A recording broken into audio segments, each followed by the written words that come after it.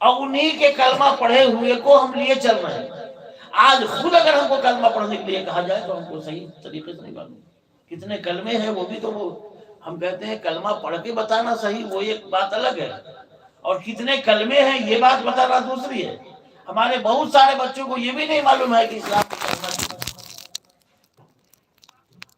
اگر بتا دیجئے کہ نہیں 7 کلمہ ہے تو 7 کلمہ میں سے کوئی سنا بھی نہیں پاتا۔ تو ہمارے علم کا یہ عالم ہے، تعلیم کا یہ عالم ہے، ہمارے بچوں کی تعلیم کا یہ عالم ہے۔ اٹھا دیا قوم مسلم کے ساتھ ہر طرف دیکھ لیجیے کس طرح، چاہے آپ فلسطین کا معاملہ دیکھ لیجیے، چاہے پاکستان کا معاملہ دیکھ لیجیے، چاہے عرب کا معاملہ دیکھ لیجیے، پوری دنیا میں اگر آپ غور کریں گے تو آج کہیں مسلمان فلاح و بہبود کی منزلوں پہ گامزن نہیں ہے، کامیابی اور عروج ارتقاء کی منزلیں ان کو حاصل نہیں ہے۔ اور یہی اسلام تھا، یہی مسلمان تھے، یہی کلمہ تھا۔ 313 اور پورے روئے زمین میں جو ہے انقلاب پیدا۔ میں کہتا ہوں اسی ہندوستان میں خواجہ غریب نواز تو چلے تھے وہاں سے تنہا نا، لیکن الحمدللہ ہندوستان کی زمین پر قدم رکھتے رکھتے خواجہ غریب نواز نے 90 لاکھ لوگوں کو مشرف باسلام فرما دیا۔ وہ بھی تو ہماری اور آپ کی جیسے نہ کہ بیٹے اور باپ کے بیٹے تھے، لیکن کیوں اللہ تبارک و تعالیٰ نے ان کی زبان میں اتنی تاثیر دی؟ اس لیے کہ وہ اللہ اور اللہ کے رسول کے سچے فرما بردار تھے، ان کا جینا مرنا اللہ اور اللہ کے رسول کے حکم کے مطابق تھا۔ اور آج ہمارا یہ حال ہے کہ نمازوں کی کوئی قدر نہیں، استغفر اللہ، اس کا کوئی خیال نہیں، باپ اپنی ذمہ داری ادا نہیں کر رہا، جبکہ شریعت نے باپ کو یہ اجازت دی ہے کہ جب 7 سال کا ہو جائے تو اسے مسجد کی طرف لے جانے کی کوشش ہو، اور 10 سال کے بعد اگر وہ مسجد کی طرف جانے کو راغب نہ ہوا تو تم اس پر سختی کرو، اس پر چھڑی لگاؤ۔ یہ اسلام نے تعلیم دیا۔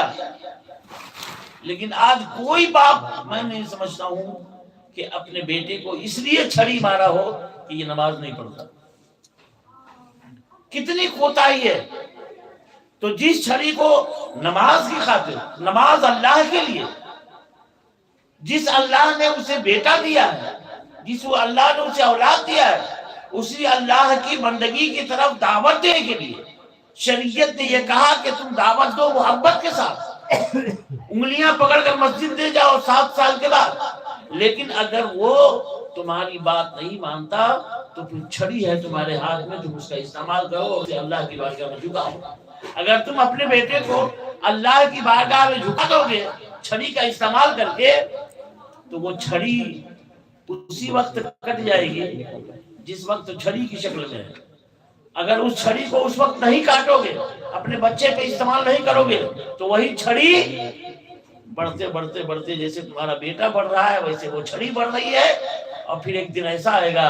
کہ وہ چھڑی جو ہے وہ لاٹھی کی شکل اختیار کر لے گی، اور پھر تمہارا بیٹا 20-22 سال کا جوان ہو جائے گا۔ اور جب تم چھڑی کی حالت میں تم نے اسے نہیں کاٹا، اب بیٹا لاٹھی بننے کے بعد اسے کاٹ لیا، اور اب تمہارے سامنے وہ اسی چھڑی کو لے کر لاٹھی کی صورت میں، اس لیے کہ وہ جوان ہو گیا ہے، جس وقت اس پر استعمال کرنا تھا وہ بچہ تھا،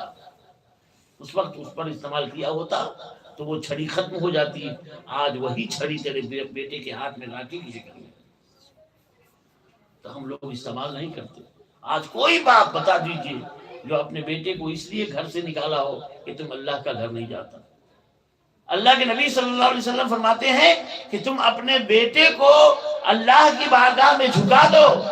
تمہارا بیٹا خدا کی بارگاہ میں جھک جائے گا تو اللہ اس کے دل کو تمہارے لیے جھکا دے گا، تمہاری خدمت کے لیے معمول فرما دے گا، اور تمہاری حقیقت اور محبت اس کے دل میں ڈال دے گا۔ پھر اللہ تعالیٰ جس کے دل کو ماں باپ کی محبت میں جھکا دے گا، وہ باپ کے سامنے کھڑا ہو نہیں ہوگا لاٹھی